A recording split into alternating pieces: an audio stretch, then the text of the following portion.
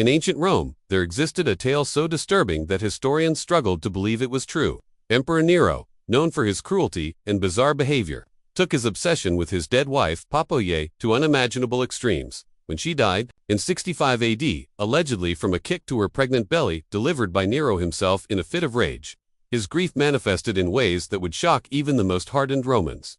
Instead of simply mourning, Nero sought to replace her not with another woman, but by transforming a young boy named Sporus into her living image through castration and brutal surgical procedures. What follows is the heart-wrenching story of Sporus, told through the eyes of Isa, a palace servant who witnessed this horrifying tale unfold and kept records that would eventually reveal one of history's most disturbing accounts of obsession and power gone mad. The air in the palace felt different that morning. Isa could sense it as she moved silently through the marble halls, carrying fresh linens for the imperial chambers. At just 19, she had already spent 5 years serving in Emperor Nero's palace, learning to read the atmosphere like a sailor reads the weather. Today, the stillness carried something ominous, a heaviness that made her skin prickle with unease. The emperor had been in seclusion since Empress Poppaea's death 3 weeks prior, emerging only for brief, erratic appearances that left everyone on edge. Rumors swirled among the servants. Some said he wept uncontrollably behind closed doors. Others whispered that he had been seen laughing maniacally while staring at his dead wife's portrait.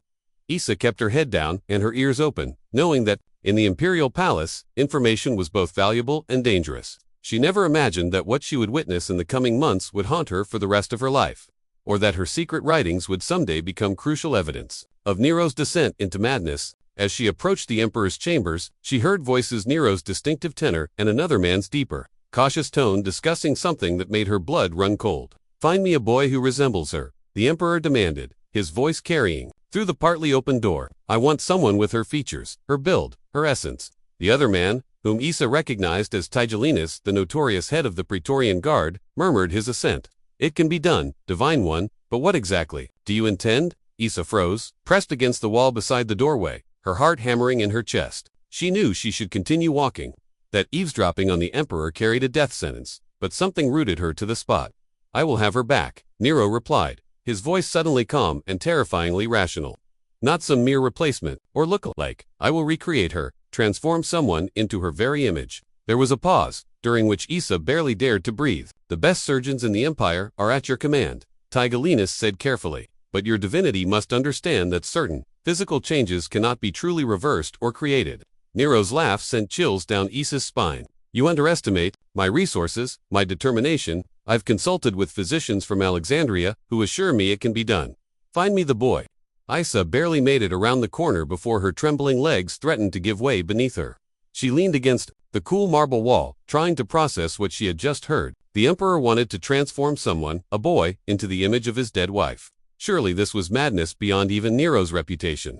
In her 5 years at the palace, Isa had witnessed many disturbing things. The emperor's narcissistic performances, his cruel punishments, his volatile moods. But this seemed to cross into a new territory of depravity. As a servant assigned to the imperial family's private quarters, Isa had known Empress Poppaea well. The beautiful, ambitious woman had been calculating and often cruel to those who served her, but even she didn't deserve what had happened to her. The whispers about her death, that Nero had kicked her in a rage, killing both her and their unborn child, had spread quickly through the palace. Though publicly, a different story was told. Now it seemed her death would claim another victim, some unfortunate boy who resembled her enough to catch the emperor's twisted attention. Isa made a decision then, one that would place her in grave danger, but which her conscience demanded. She would document everything. That night, by the flickering light of an oil lamp, Isa began her secret chronicle. Raised by a scribe before being sold into service, she was one of the few female servants who could read and write, a skill she had carefully hidden from most in the palace. On scraps of papyrus stolen from the imperial offices, she recorded the date and what she had overheard. If someone was to be sacrificed to the emperor's madness, there should at least be a record, a testament to their existence and suffering. She didn't know then that this would become her life's secret work, or that she would become the unwitting historian of one of Rome's darkest chapters. As she carefully hid her writing beneath a loose tile in her small sleeping quarters, Isa had no idea that within days she would learn the name of the boy who was to become the emperor's living doll. She couldn't have imagined how intimately her life would become entwined with his, or how their fates would be linked by the monstrous whims of Emperor Nero. The search for the perfect candidate had begun, and somewhere in Rome, an innocent youth was about to be thrust into a nightmare beyond imagining. For weeks, Isa watched as young boys were brought to the palace. each resembling Papaya in some way, the same honey blonde hair, similar delicate features, a particular grace of movement. Each was examined by the emperor himself, who would circle them like a predator, touching their faces, running his fingers through their hair, asking them to speak or walk or smile. Most were dismissed with a wave of his hand, sent away with a small purse of coins for their trouble and a warning never to speak of what had occurred. Issa recorded it all, her stomach knotting with dread as she realized the scale of what was happening. Dozens of boys had been inspected, like livestock at market, while physicians stood by taking notes and conferring in hushed tones. Then one day, a boy of about 15 was brought in, and the atmosphere in the room shifted perceptibly. Nero, who had grown increasingly impatient and erratic during the search, became suddenly still when this youth entered. He was beautiful in an ethereal way, slender and fair, with large eyes the same unusual shade of amber that had distinguished Papaya. His name was Sporus, the son of a freed Greek slave who had risen to become a merchant of modest means. When Nero circled him, the boy stood straight and unafraid, meeting the emperor's gaze with a composure beyond his years. "This one," Nero breathed, his voice soft with something that might have been reverence or obsession. "This is her. This will be her." The physicians exchanged glances, but none dared contradict the emperor. Sporus looked confused, not yet understanding what fate had in store for him. Issa, arranging flowers nearby, felt her hand tremble so violently that she nearly dropped a valuable crystal vase. She had hoped, irrationally perhaps, that Nero's madness would pass, that this grotesque plan would be abandoned. Now, looking at the boy's face, innocent and unmarked by the knowledge of what was to come, she felt sick with helpless horror. That night, she wrote feverishly by lamplight, recording every detail of the day's events. "They have found him," she wrote, "the sacrifice to the emperor's grief and madness. A boy named Sporus who has no idea that he has been chosen not for honor but for obliteration. He is to be unmade and remade in a dead woman's image." She paused, her stylus hovering over the papyrus. "May the gods forgive us all for what is about to happen in this palace. May they particularly forgive me for watching and doing nothing." But what could she do? She was a servant, powerless against the most powerful man in the known world. All she could offer was witness, testimony, cold comfort. To the boy whose life was about to be shattered, what happened next unfolded with a horrifying efficiency that spoke of careful planning. Sporus was installed in luxurious quarters within the palace, told that he had been chosen for special service to the divine emperor. Expensive tutors were brought in to teach him deportment, literature, music, all modeled on Papaya's known interests and skills. The boy seemed dazzled by his sudden elevation, the son of a former slave, now living in unimaginable luxury and receiving the emperor's personal attention. Issa, whose duties had been mysteriously expanded to include serving in Sporus's quarters, watched with growing dread as the boy was systematically groomed.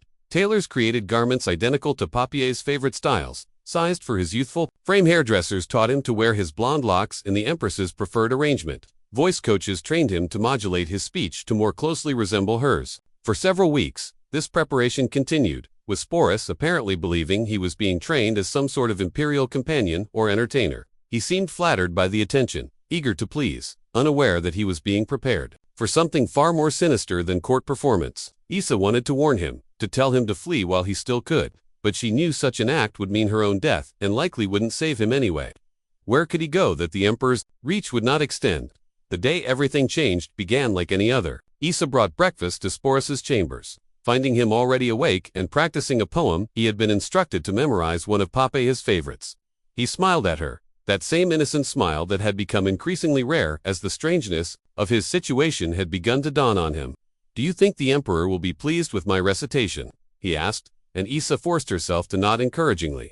She had grown fond of the boy, despite her efforts to maintain emotional distance. His intelligence and resilience in this bizarre situation had impressed her and made what she knew was coming even more tragic.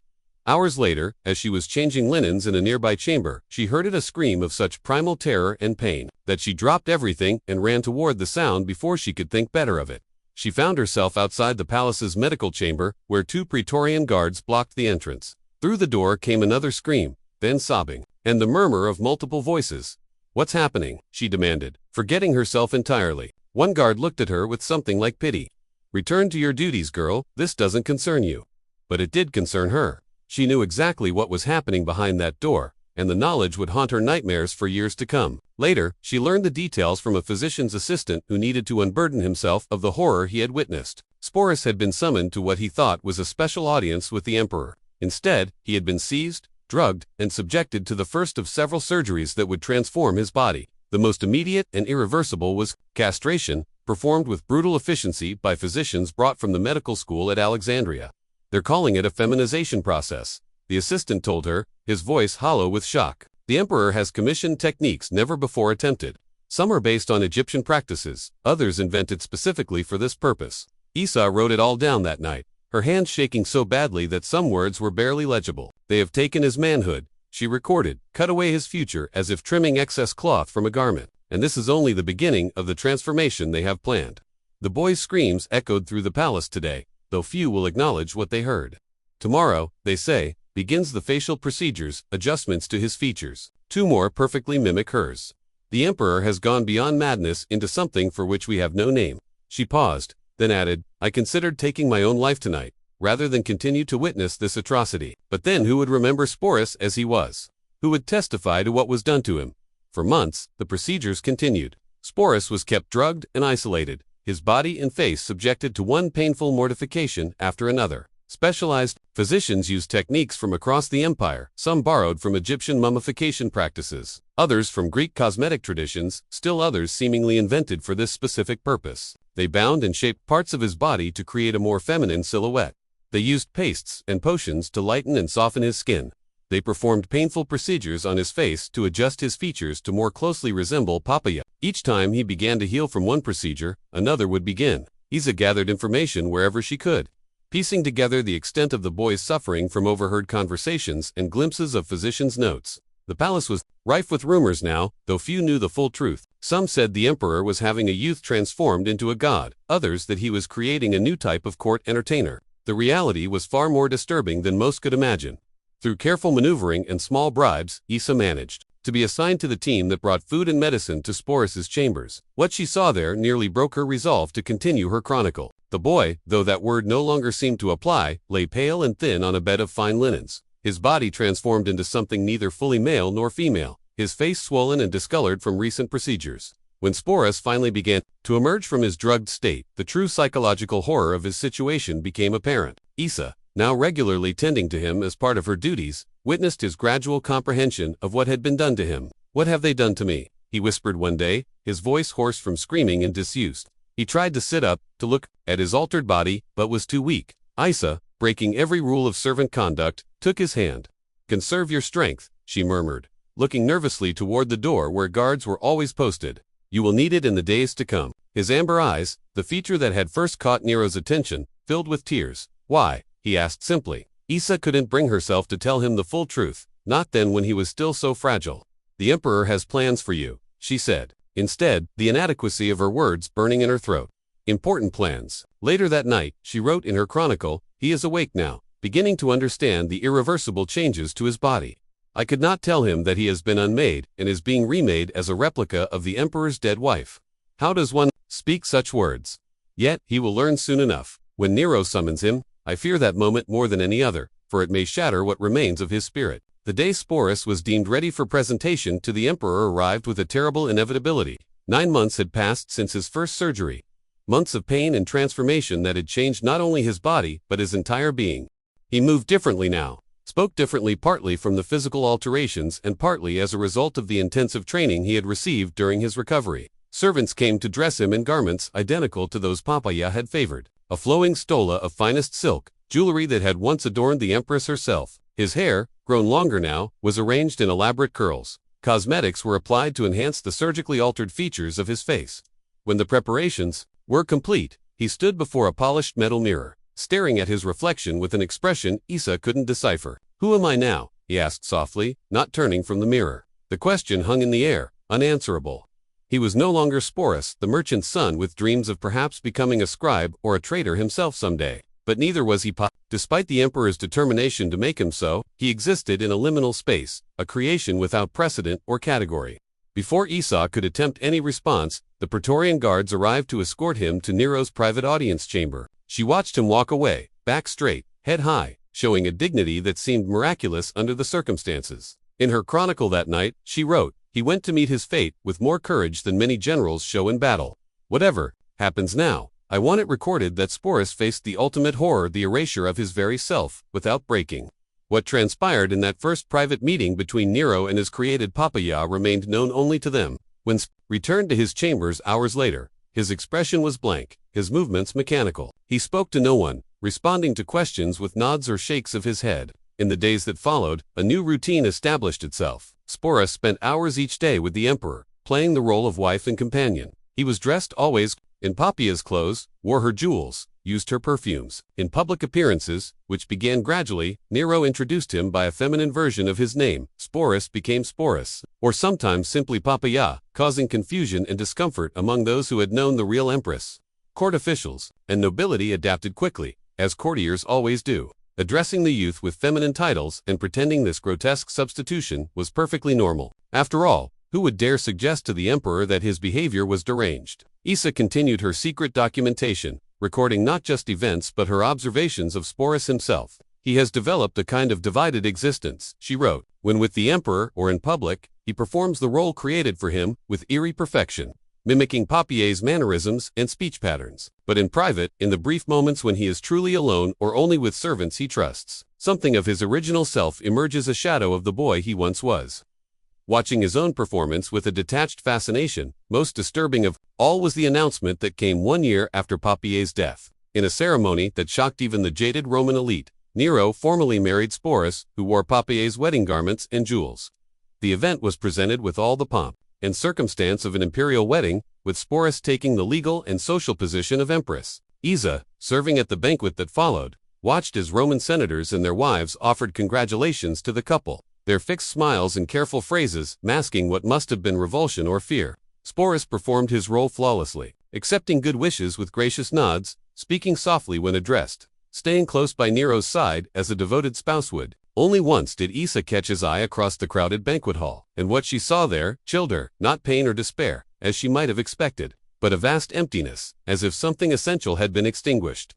Later, in her chronicle, she struggled to capture what she had witnessed. Today, the transformation was completed, not physically but socially. Sporus is now, in the eyes of Rome and the law, the emperor's wife. The boy who once existed has been officially erased, replaced by this constructed being who moves through the palace as Poppaea's ghost. I wonder if, in his mind, he still remembers who he was, or if that memory has become as distant and unreal as a dream upon waking. I wonder, too, what will become of him when Nero's obsession inevitably shifts to some new fixation. Life as the emperor's wife brought Sporus a strange kind of power. Courtiers sought his favor, knowing his influence over Nero. Petitioners approached him with gifts and flattery, hoping he would speak on their behalf. He was attended by dozens of servants, dressed in the finest garments, adorned with precious jewels. From the outside, it might have appeared a life of extraordinary privilege. But Issa, who continued to serve in the imperial household, saw the reality behind the performance. His life is not his own, she wrote in her chronicle. Every moment is scripted, every word measured against the standard of a dead woman. The emperor's mood swings control his existence. When Nero is pleased with his performance, he is showered with affection and gifts. When the emperor finds fault with some deviation from Poppaea's remembered behavior, he faces cold rejection, or, worse, this precarious existence became even more complicated as Nero's notorious instability worsened. The emperor would alternate between treating Sporus with obsessive adoration and subjecting him to public humiliation. During one infamous banquet, he had Sporus dressed as a bride and himself as the groom, then proceeded to consummate the marriage. In front of shocked guests, behind the thinnest veil of privacy. On another occasion, he displayed Sporus naked in a hunting scene in the Colosseum, bound to a stake as animals were released, though in this case, the beasts had been secretly defanged and were ultimately called back before reaching him. 3 years into this nightmare, a new element entered the equation. Nero, whose appetites were never satisfied for long, took a male lover named Pythagoras. Rather than replacing Sporus, however, the emperor incorporated this new relationship into his increasingly elaborate sexual performances. In a ceremony that scandalized even Rome, Nero married Pythagoras, taking the role of bride while Sporus watched from a place of honor. The symbolic meaning was lost on no one. Nero had recreated his relationship with Poppaea, casting himself as his dead wife and Sporus as a stand-in for himself. It was a grotesque mirror of the original tragedy, a recursive loop of substitution and performance. For Sporus, this development brought both relief and new horror. The emperor's sexual demands on him decreased, but the psychological torment of these public spectacles intensified. Issa, who had maintained her dangerous chronicle despite several close calls when her writing materials were nearly discovered, recorded her observations of this period.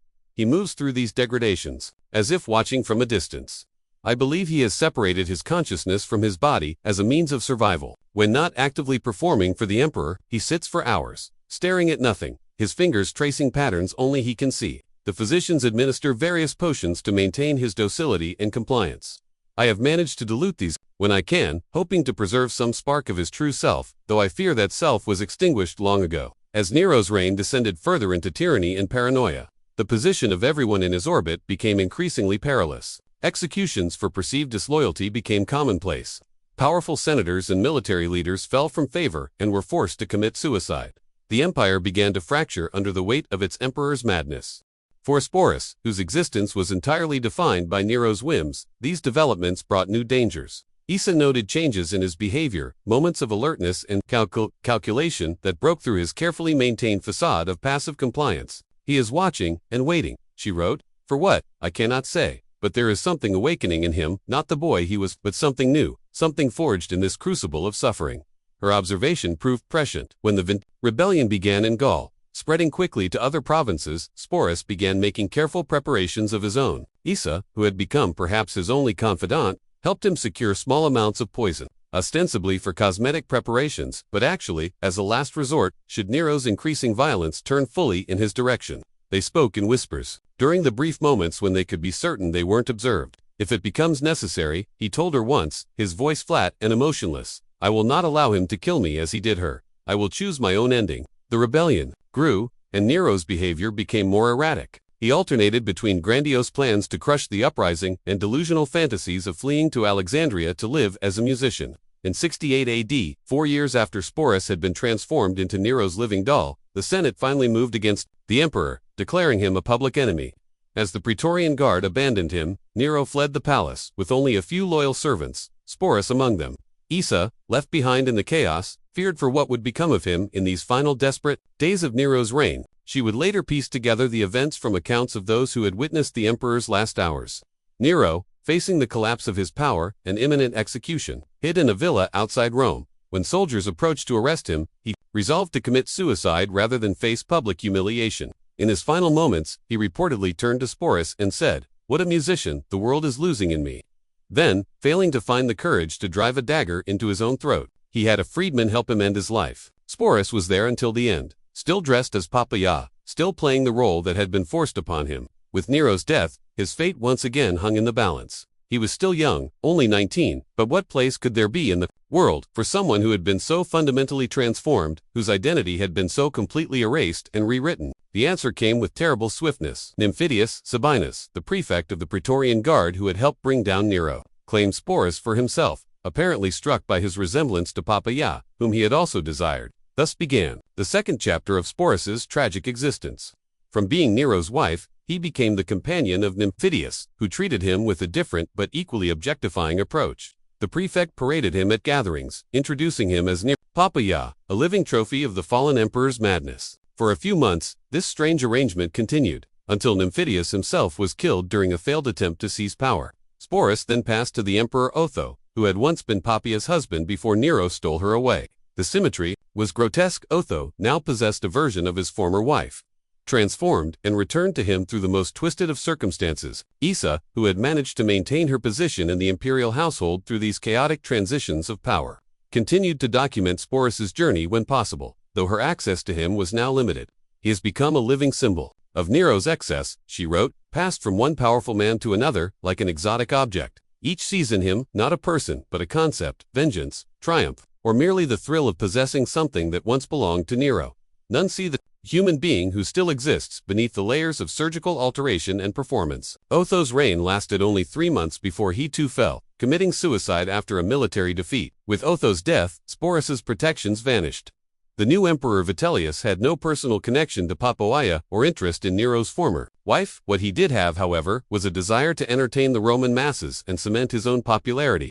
Plans were made for a public spectacle in which Sporus would be forced to reenact the myth of the rape of Proserpina in the arena. This time, however, the performance would not be simulated. He would be raped and likely killed for the entertainment of the crowd. When Sporus learned of this plan, he made his choice. Rather than face this final degradation, he took the poison he had kept hidden through all the transitions of power. He died by his own hand in 69 AD, ending a life that had been stolen from him 5 years earlier. Issa received the news from a fellow servant who had witnessed his final moments. He was calm at the end. Her informant told her he dressed himself in a plain tunic, not the feminine garments he had been forced to wear for years, but simple male attire. He removed all cosmetics from his face and arranged his hair simply. Then he drank the poison without hesitation, saying only, "Now I reclaim myself." That night, Issa made the final entry in her chronicle of Sporus's life. He died today. Not as Nero's creation, but as himself, whoever that might have been, after all that was done to him. In choosing his death, he found perhaps the only freedom left to him. Issa's own story continued for many years afterward. During the more stable reign of Vespasian, she managed to secure her freedom, using skills she had developed in the imperial household to establish herself as a professional scribe. She kept her chronicle hidden but safe, adding contextual notes as new information about Nero's reign came to light. As she aged, she debated what to do with this dangerous document. To publish it would be to risk her life, even years after the events it described, yet to destroy it would be to erase the only detailed account of Sporus's existence and suffering. Eventually, she made a decision. She created multiple copies and entrusted them to different individuals: a sympathetic senator who collected historical accounts, a priestess of Vesta, known for her discretion, a merchant traveling to Alexandria where the great library might preserve the document. She could not know which, if any, of these copies would survive the centuries to come. In her final note, added to each copy, she wrote, "I was only a servant, powerless to stop what happened. All I could do was witness and record, so that someday, someone would know the truth of what was done to a boy named Sporus in the name of an emperor's obsession. Let his story be remembered not as a curiosity or entertainment, but as a warning of what happens when absolute power meets unchecked madness, and human beings become objects to be remade according to another's desire." Through an extraordinary series of historical circumstances, fragments of Issa's chronicles survived. A partial copy was discovered in Egypt in the late 19th century, mixed with other papyri documents. Another section emerged from a monastery archive. In Constantinople, where it had been preserved alongside more conventional historical texts, historians initially doubted the document's authenticity, finding the account too extreme to be credible. However, as it was compared with established historical sources, Suetonius, Cassius, Dio, Tacitus, many details were corroborated. These mainstream Roman historians had indeed recorded Nero's marriage to the castrated youth, Sporus' public treatment of the boy as his wife, and the subsequent passing of Sporus to Nymphidius and then Otho. What Issa's account added was the human dimension of this tragedy, the systematic destruction of a person's identity, and the remarkable resilience of the human spirit, even in the most extreme circumstances. Modern historians now consider the Chronicle, as Issa's account has come to be known, as one of the most important first-hand sources on Nero's reign, particularly valuable for its perspective from below, from a servant rather than a member of the elite. It has become a foundational text in studies of ancient sexuality, gender, power dynamics, and the psychology of tyranny. The Chronicle has also become important to scholars of ancient medicine, providing rare details of Roman surgical practices, and their extension beyond what had previously been thought possible in the ancient world. Perhaps the most powerful aspect of Issa's Chronicle is what it reveals about the nature of historical memory. Had she not taken the enormous risk of creating and preserving this record, Sporus would exist in history only as a curiosity, a bizarre footnote in accounts of Nero's excesses. Through her writing, he emerges as a complete human being, first a normal boy with hopes and a future, then a victim of unimaginable violation, and finally a person who, despite everything, found a way to reclaim some small measure of autonomy in his final act. The Chronicle also provides a window into the experience of those who witness atrocity but are powerless to prevent it, the moral injuries suffered by bystanders, the complex calculations of survival versus resistance. Issa herself emerges as a complex figure, neither hero nor collaborator, but something more nuanced and perhaps more honest, a person trying to do what little good was possible within terrible constraints. In a final historical irony, while Nero achieved his wish for immortality, being remembered across millennia, it is not for his artistic ambitions, but for his cruelty, with the story of Sporus serving as one of the most damning pieces of evidence against him. And through Issa's words, Sporus himself achieved a kind of immortality too, not as Nero's Papa Jah, but as himself, a human being who suffered extraordinarily but maintained until the end some essential core of self-determination. In modern discussions of historical trauma, the case of Sporus has taken on new significance. Scholars of gender studies, psychology, and human rights have examined his story as perhaps the most extreme historical case of forced gender reassignment, raising complex questions about bodily autonomy, identity, and power. Some have drawn parallels to modern issues of consent and medical ethics, while others caution against applying contemporary frameworks to ancient events. What remains undisputed is the fundamental violation at the center of the story: one person's attempt to literally remake another in the image of his desires, without regard for that person's own identity or will. The archaeological record has yielded some physical evidence connected to the story as well. A marble bust, discovered in the 1960s, long misidentified as Papaya herself, is now believed by some experts to actually depict Sporus after his transformation. The delicate features show subtle asymmetries consistent with surgical modification rather than natural development. If this identification is correct, it provides a haunting physical testament to the events described in Isa's chronicle. Certain medical instruments found at a villa associated with Nero's physician also suggest sophisticated surgical practices that align with the procedures described in the text. These material traces help confirm that the extreme events described by Isa were not merely sensationalized accounts but reflected actual historical practices, however shocking they may seem to modern sensibilities. Perhaps the most profound impact of Sporus's story is what it reveals about the limits of power and the nature of identity.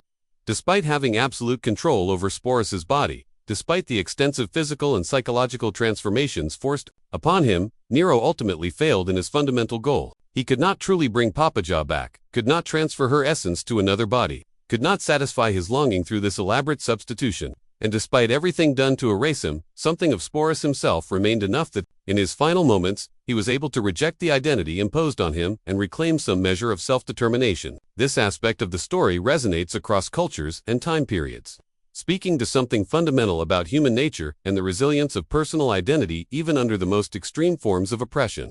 Isa's chronicle, with its intimate perspective and careful documentation, allows us to see beyond the sensational aspects of the case to the profound human tragedy at its core. In her final passage, she wrote, "I do not know if these words will survive, or if anyone will care about the fate of one boy in the vast expanse of the empire's history. But I have done what I could to ensure that Sporus is remembered, not as a curiosity or a monster, but as a person who suffered greatly, and yet, in the end, found a way to die as himself." As centuries passed, the story of Sporus and Nero continued to reverberate through art, literature, and scholarly discourse. Renaissance writers referenced it as an example of classical decadence and the dangers of unchecked power. Enlightenment thinkers cited it in arguments about the need for constitutional constraints on rulers. In the Victorian era, the account was often sanitized or mentioned only in veiled terms, too shocking for contemporary sensibilities. The 20th century brought more direct engagements with the story, including theatrical productions, novels, and scholarly analyses that attempted to understand the psychological dimensions of both Nero's obsession and Sporus's experience. What remains consistent across these varied treatments is the power of the core narrative to disturb and provoke reflection. Even in an age accustomed to shocking content, the systematic erasure of one person's identity to satisfy another's desires retains its power to horrify. Modern psychological analyses have suggested various diagnoses for Nero's behavior, from complicated grief and delusional disorder to psychopathy and narcissistic personality disorder. Yet such clinical framing perhaps misses the more fundamental point illuminated by Isa's chronicle, that absolute power corrupts absolutely, enabling the powerful to treat others as objects rather than people. The story serves as a warning about what happens when one person's will is allowed to override another's most basic rights to bodily and psychological autonomy. For contemporary readers, the story of Sporus offers uncomfortable parallels to modern concerns about consent, bodily autonomy, and the use of medical technology. While the specific context and technologies differ dramatically, the fundamental ethical questions remain relevant. Who has the right to determine what happens to a person's body? What constitutes informed consent? How do power imbalances affect these determinations? The Chronicle reminds us that these are not merely modern concerns, but have deep historical roots. It also serves as a powerful reminder of the importance of bearing witness to atrocity, even when one cannot prevent it. Isa's act of documentation, maintained at great personal risk over many years, ensured that Sporus would not be remembered only through the lens of his oppressors. Her chronicle gave him a humanity that the official histories, with their focus on Nero rather than his victims, might have erased entirely.